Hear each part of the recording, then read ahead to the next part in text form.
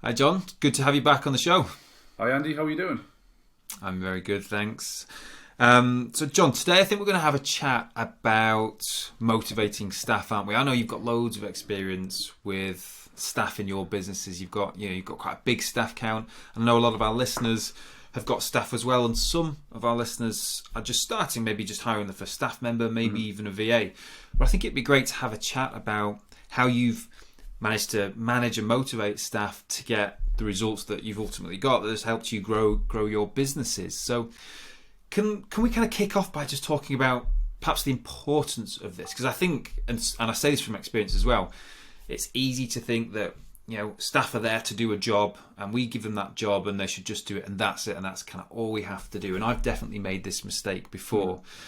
But working with you over the years, actually, you've taught me that there's much, much more to staff and getting the best out of our staff as we can. So why is this so important, John? Oh, that's a $64 million question, isn't it? Like why and how? I mean, look, I've made more mistakes than pretty much anyone I know when it comes to managing and motivating staff. The point is that we've learned from it. As you know, I'm a big fan of reading and looking at theories and stuff, and theories are great until you put them into practice to see if they work or not. So the reason that we need to motivate our staff is a pretty obvious one, because without motivation, they're not going to want to do the job that we've recruited them and ultimately employed them to do. The second thing is as well, we're not going to get that consistency of service as well if they're not motivated. So it's not just an initial, well, I'm not going to do the job. It's consistently on an ongoing basis. How you motivate and manage people it's a little bit of a dark art. It's a bit of science, it's a bit of motivational theory, and it's a little bit of, well, it's a lot of people and interpersonal skills. If you look at, oh, and by the way, the first thing is money is never a motivator. If you look at all the science and the behavioural science behind it, money does not motivate staff. People think it motivates them, but it doesn't. People who are receiving it, who are the employee, they think that they're working there for money, but they're not. And if somebody comes or says they are only coming for money, then I wouldn't recruit them, because they've got that mercenary mindset and that they're coming for, say, you're paying them £30,000 a year. As soon as somebody pays them £32,000, they're going to go. The amount of people that have been offered more out of industry, by people out of the industry or jobs out of the industry, and have still chosen to stay with us is quite numerous, and that gives us a bit of pride that we give them just so much more than money. Now, money is important. I'm not dismissing that in any way, shape or form. We do need money to live, to pay the bills, the mortgage, the holidays, education for the kids, cars, whatever it is. But it's so much more than that. It's about going to work and enjoying your job and being happy and being fulfilled and having a purpose and knowing that, there's progression there. And progression doesn't necessarily mean you're going up the corporate ladder. You're this level, then you go into the sales neg, then senior sales neg, then a manager, then a director, or whatever it is. Progression could mean just being better at your job. So simply put, motivational behaviour is about progression. It's about achieving, it's about ambition, it's about attaining something. It's about moving along your personal ladder, your personal journey, and just being better at it. Just so, you're going in on a Monday, and as long as you're better on Tuesday, better on Wednesday, Thursday, Friday, that is motivation. I think that's so interesting, because I suspect, and this was certainly me a few years ago, that a lot of people listening today will have thought that maybe putting bonus structures in, or maybe just paying people a little bit more, is going to guarantee better results. And I know firsthand that that's definitely not the case. And you've taught me this over the years. So how do we sidestep this? And what let's stick on the money part, because, like you said, it is important for people, but it's not the reason. It's not how to keep people motivated. But how do we figure out with a staff member what the right financial incentive is, and what do we need to balance this off with? I know one of the things that we implemented very early on, 5-6 years ago when we started working together, were the appraisals that we did with staff, and methods of coaching and kind of constructive feedback, but also showing appreciation and actually just saying it. But if we stick with the money part, John, first of all, how do we figure out what, if there should be an incentive there at all, whether it should be a bonus or whether we should pay people more, and how do we benchmark that in the industry? Perhaps we've got listeners who are hiring a VA for the first time, and it's just a different type of staff member. Maybe they're remote based, maybe they're based in a different country. But how do we figure that piece out first so that we can kind of box it off and then look at other stuff and other areas where we can motivate staff? Yeah, I mean, look, one of the things is that people, if you've got a job advert out there, unless the wage package is decent, they're not going to come to you anyway. It's a bit like, having a shop but closing the window. You've got to be open and available for people to look in the store, for look at the job. So, and the only thing that's going to attract them is going to be a reasonable pay package. Then once you get them interview, then you can sell them. It's the old Pareto 80-20. 80%, you're asking them questions, but 20% you're also selling the company to them. So you're talking about your values, your culture, if you've got any other schemes or sort of ways of working that might be that they might like. Like we've got monthly awards, employee of the month, manager of the month, branch of the month. We have an AGM. We have we take them out all the time. So those types of things, amongst other things as well. So those are the types of things you want to just slip into the conversation to tell them we're not your normal company. But once you get them and once you recruit them and you talk about the bonus structure should be there as a bonus. A lot of people, especially in the property industry, in the estate agent and letting agent that I'm involved in, will pay a commission. So if they sell a house, they will get 2% or 3% or 0.5% or whatever. For me, that's what their wage is for. So we don't pay a commission, we pay a bonus. So if they sell 5 houses, they get nothing for it other than the wage. If they sell the 6th house, that's when they get a bonus, because we expect them as part of the job to sell the 5. Don't be worrying about a bonus if you're selling 1s and 2s every month. Worry about keeping your job. That's the crux of it. So the bonus is actually, it's an outperformance. It's a bonus. Reward. The clue is in the name. It is a bonus. It is on top of extra. It's on top of hitting your targets. So we don't pay commission. We pay bonus. But if you look at motivational theory, so if you look at, most of the listeners have heard of Maslow's hierarchy of needs. Well, there's a guy called Alderfer, Hertzberg, McClellan. Alderfer's ERG theory. If you look at all these sort of geeky theories, they talk about what motivates humans, and it is that progression, getting better. Well, what way financially can you stimulate and motivate people? By paying them when they are getting better, rewarding them when they are getting better, giving some sort of recognition when they are selling more houses than what they expected to. They'll get paid for it, and it goes up and up and up, and it's uncapped in our business. So those types of bonus structures are really, really popular with us. They're really popular with clients that we've implemented this in, and I truly think that this will get you away from the mercenary mindset. Don't get me wrong. If we're paying £25,000 and somebody comes in and says, right, I'm going to double it to 50, we're going to lose that person. We know that. We get that.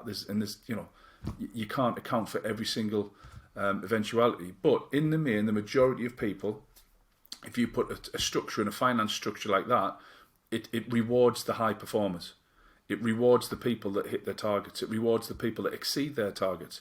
Those other people, the coasters, they don't earn the big bucks. They don't earn the money. But that's fine, because if you're not earning it, why should they earn it? But finance in isolation is never ever going to give you that ultimate motivational sort of strategy. You need to bring in other things as well. As I said before, we have manager of the month, we've got prospect employee of the month, we've got branch of the month. We have an annual general meeting at the end of the year where we have spoof awards, which always goes down really well. So we take the mick out of people if somebody said or did something silly, and someone's got like slick back hair, we give them the Brill Cream Award. Daft little things like that, and the guys have such a good time about it. And then we have some serious awards. So every year as we've got bigger, we've had bigger awards. So we've had most improved, best performer, more sales, most lettings, overall branch, etc., etc. And this time, because we've added a couple more branches quite recently, we'll probably have 10, 12. And you want to make it a bit of an event. So those things, everybody says it is an amazing event.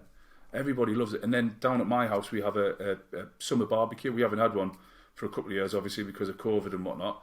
But in the main, it's just those little things that really help motivate people and make people feel as though they've got a purpose and a passion with the business.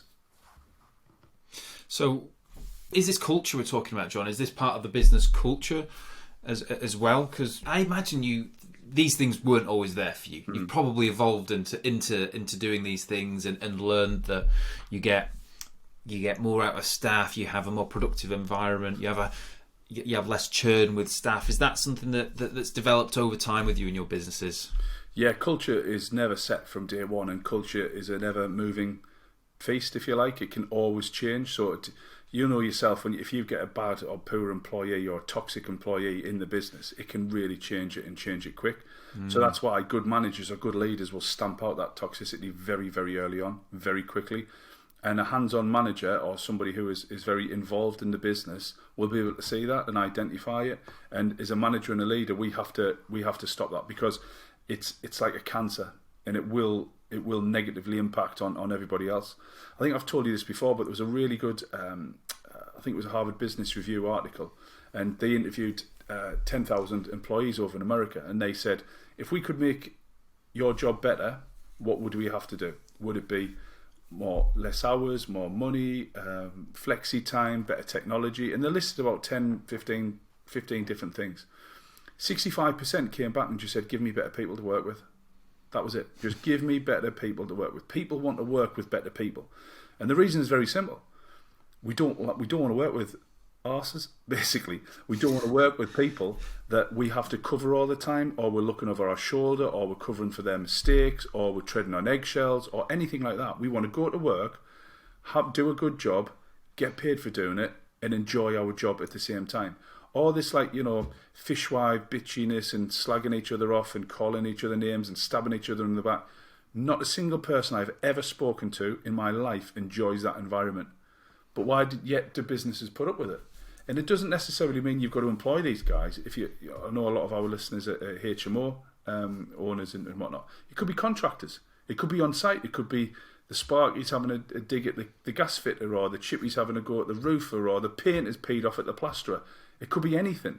And you just want to say, right, guys, stop it. There's a genuine story. When I'd first started, there was a lot of bitchiness. We only had 2 offices, or 1 office, I think. No, we did. We had the 2. And my then manager was slagging one of the girls off in the office, which was out of order. And one of the girls in the office was slagging the manager off. So I got the pair of them in. You should have seen the faces. And I went, right, you said that about her. You said that about her. Discuss. I says, yes, you did, because you pair of you said that to me. Now, this is going to happen every single time you talk about each other behind your back. If you've got something to say, just say it to the face, but do it off-site, blah, blah, blah. And that was the turning point in our culture improving, because it was pretty negative at that point. It was not a nice place to work. I'll pick up on something you said there, which is quite funny, and it's something you said to me years ago, and actually it's always stuck with me, and it's I'd rather have a hole than an arsehole in the business. Yeah. And it's true. And actually, we've lived by that mantra as well. Employing staff and picking the right person is difficult, let's be honest. You're never going to get it right every time. In fact, only this week, one of our member businesses called me from the mastermind, and they said they've got a VA, and they've been having some problems with the VA, and they implemented some time management software, and it looks like their staff member isn't really doing anywhere near the amount that they should be doing. And my opinion was, look, this is a will, not a skill. You can't train this out of somebody. They just don't want to switch the computer on. They just don't want to do the work. You'd rather have a hole here than an arsehole. And they've gone and got rid of them and are going to get somebody else in. But I think it's really important, and really important to actually be honest with our listeners about the fact that getting our staff choices right and getting our staff management right is an art. It is definitely not all a science, is it, John? And when you've got 30 minutes in an interview to kind of get to know somebody, you've got some time to review them, review an application, maybe have a look at them on social media, and of course they come in with the kind of their best picture. They're not telling us about the stuff that they're not so good at, or we don't really see who they are in an environment working with other people. So it is difficult to do that, isn't it, as well? But let's go back then. So we've talked about financial incentives being, certainly financially incentivizing staff is important, but absolutely not the be all and end all. Culture, other sorts of awards, showing appreciation is all part of it, and that's not something that is just there necessarily on day one. It's something that we've got to actively work at.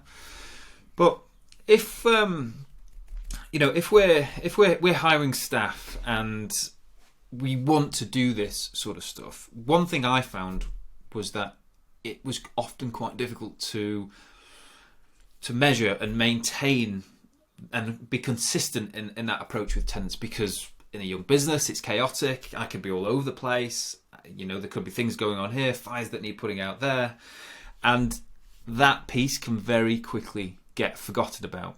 So how do we make sure that we're actually putting time aside and putting structure into our business, even if it's just for our very first employee, just for one employee, to be actually motivating them, doing things that keep them motivated, keep them enthused about what they're doing? What do we actually need to do on a granular level as business owners? Mm-hmm.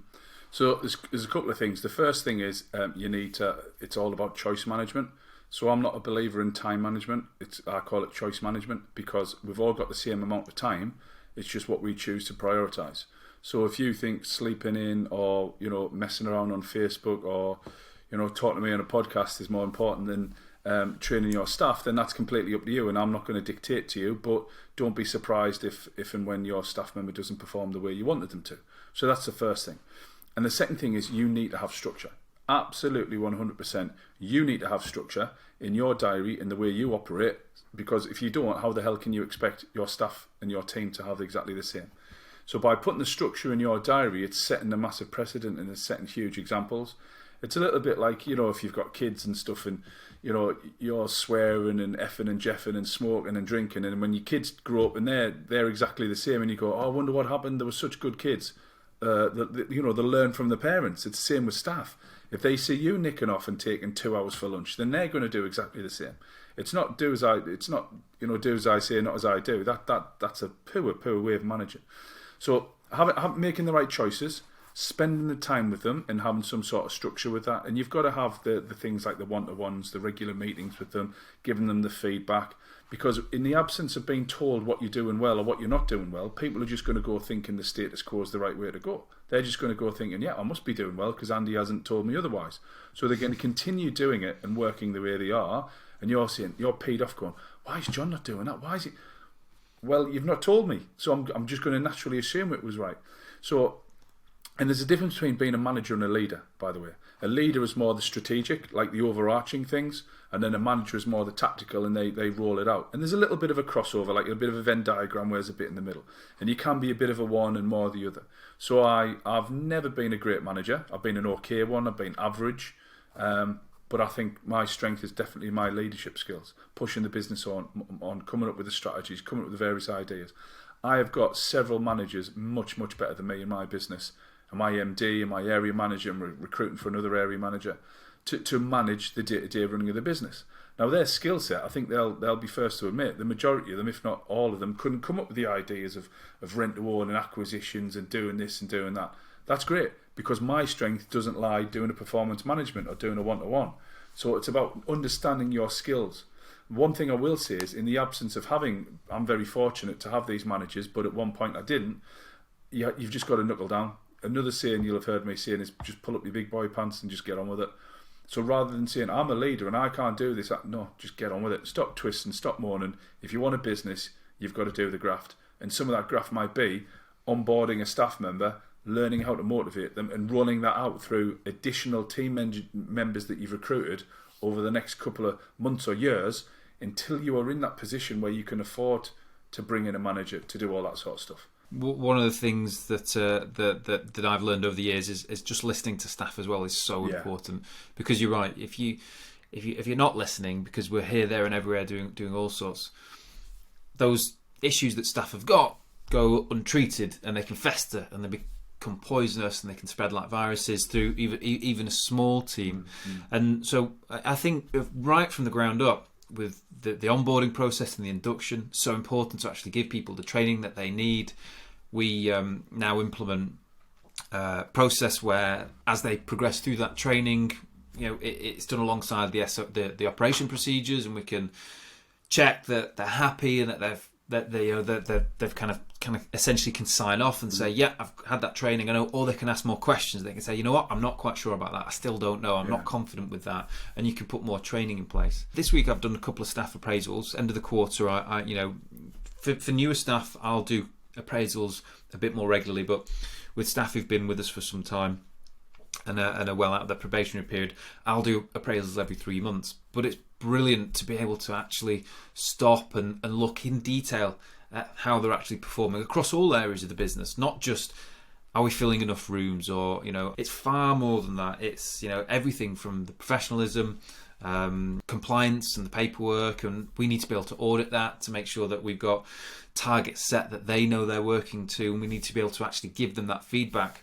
One thing I've learned is that if we can't measure it, it's almost impossible to hold somebody to account. So do our staff have targets and processes to work to that will help ensure that we maintain occupancy? Because if occupancy is low, then how the hell can we keep them accountable to something and give them constructive feedback if actually we haven't documented anything, or we haven't said, you've actually only done X, Y, and Z, and we could have done A, B, C, D, E, F, and G instead here. So I think that appraisal process for me is so important as well in this piece about keeping staff motivated and keeping them enthusiastic. Well, just briefly what you said before about the SOPs, the standard operating procedures, for those listeners, it's effectively just a list of what to do and how to do it.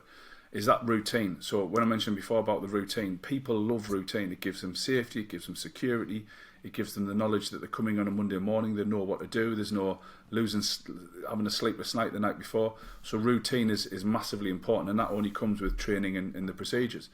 And just to sort of back you up on what you said there, Andy, is those appraisals or monthly one-to-ones, and I'm a big believer in we have ours monthly. I know people have them quarterly. That's completely up to them, because that gives them that protected time to raise any issues with us. Yes, they can do it any time they want, morning, noon, and night. The previous 3 weeks and 4 days of the month. But on that fifth day of the fourth week, when we sit down and we have that appraisal, it's just us and them for an hour, and it is literally talking about how do you think you've been? These are your KPIs. This is how you performed. What can we do to make you better? Have you got any problems? And quite invariably, we do get a lot of our staff talking about things that's got nothing to do with work. And that's the reason why stuff going on at home. Stuff in their personal lives. And it's amazing, isn't it, that protected time, that safe environment it can actually be a bonding experience, and you can learn so much more about your staff member, and you can support them. You can be understanding, even if there's nothing you can do directly. You can be understanding, and perhaps there's perhaps some of the things that they've been doing or not been doing, there's an explanation for that, and you can maybe help coach them around that and put certain measures in place. It's really, really powerful, isn't it, to be able to sit there and have those conversations in that safe environment with staff. Yeah, absolutely. I think this has been a really great episode, John, and I'm sure our listeners will be able to implement some of this with their very first staff member, right through to our listeners who've got dozens of staff members in their business. And like you said, we can take it onto the building sites. We can look at this across all areas of our business, keeping people motivated. I think per se, to help us work towards our common goal is a great thing to be able to do. Nobody wants to work with a Hitler or anything like that. There's right and wrong ways of doing everything, but I think if we can get this piece right and get everybody on board and behind the effort and behind the objective, then it is so much easier, isn't it, to kind of get where we want to go. Absolutely. Thanks for joining us today, John. It's been a pleasure, as always, to have you back on the show. For everybody listening, if you're not aware, John and I are over in the HMO community on Facebook, so you can come and join us and you can ask us all of these questions directly. And of course, if you're a member of the HMO Roadmap, you can join the live Q&As with John and I. You can actually bring your questions and you can ask the big man himself anything you like about staff management, about how much he earns, whatever you want. John will answer it, but not enough. Thank you again so much for tuning in, guys, and we will see you next week.